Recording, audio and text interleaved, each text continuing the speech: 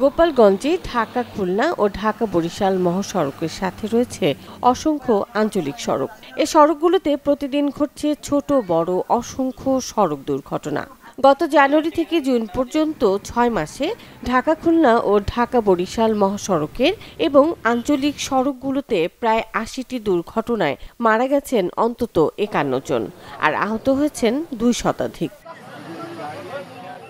দ্রুতগতিতে গাড়ি চালানো, দক্ষ চালকের অভাব, নছিমন সহ অবৈধ যান চলাচল এবং সড়ক ও মহাসড়কের বিভিন্ন স্থানে অপরিকল্পিত বাঁক থাকার কারণে সড়ক দুর্ঘটনা এখন নিত্য নৈমিত্তিক ব্যাপার হয়ে দাঁড়িয়েছে বলে জানান স্থানীয়রা। গোপালগঞ্জে আমরা ইয়ং ছেলেরা আছি, মোটরসাইকেল যেগুলো বাউলি দিয়ে চালায়, এদিক দিয়ে চালায়, এই জন্য হচ্ছে যে কোনো মুহূর্তে ওরা অ্যাক্সিডেন্ট করে। আর যে গাড়িগুলো আছে বড় বড় গাড়ি, ওরা যে কোনো সময় হঠাৎ ব্রেক মারে। ওরা পিছনে একটা গাড়ি আছে কিনা এটা কখনোই ফলো করে না, যে সময় যখন ব্রেক করে পিছন থেকে হয়তো লাগাই দেয়, হয়তো সামনে থেকে লাগাই দেয়। এই জন্য অ্যাক্সিডেন্টগুলো বেশি হচ্ছে। ড্রাইভাররা গাড়ি চালায় এবং অধিকাংশ সময় দ্রুত গতিতে গাড়ি চলে।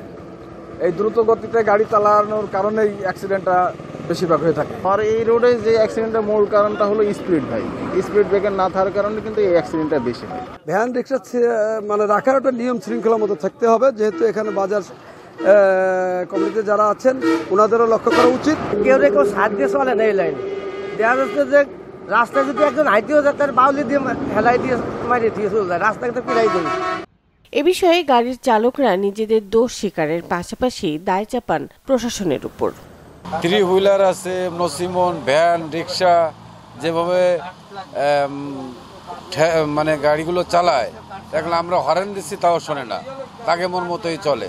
সেক্ষেত্রে দেখা গেল যে ব্রেক করতে করতে তারা, আমি হরেন দিচ্ছি, ব্রেক করতে করতে তারা মাঝখানে ঢুকে দেয়, সেক্ষেত্রে তো অ্যাক্সিডেন্টগুলো হতে পারে। সব জায়গায় যে জায়গায় পুলিশ দ্বারা সব জায়গায় পুলিশটা ব্যাট দিই, রোডে চলি না, এই জন্য ধরেন ওনাকে দিয়ে, যারা অফিসার না ওনাকে দিয়ে ধরেন চলাই। করে মহাসড়কে অ্যাক্সিডেন্টগুলোর কারণ হচ্ছে যে আপনার এই যে কিছু ছোট গাড়ি থাকে, যারা গাড়ি মহাসড়কে চালানোর রুলস রেগুলেশন জানে না, এগুলো না জানার কারণে দেখা গেছে যে অ্যাক্সিডেন্টগুলো বেশি হয়।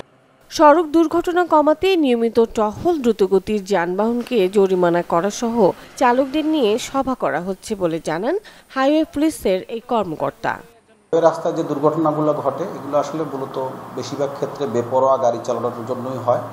এছাড়াও অনেকগুলো কারণ থাকে, দেখা যায় রাস্তায় 3 হুইলার চলে, আবার অনেক সময় দেখা যায় সার্ভিস লেন না থাকার কারণে, পর্যাপ্ত জায়গা না থাকার কারণে অনেক সময় গাড়ি প্রতিবন্ধকতা সৃষ্টি করে, একটি গাড়ি দাঁড়িয়ে থাকে, সেখানে এই কারণে আসলে অনেকগুলো দুর্ঘটনা ঘটে।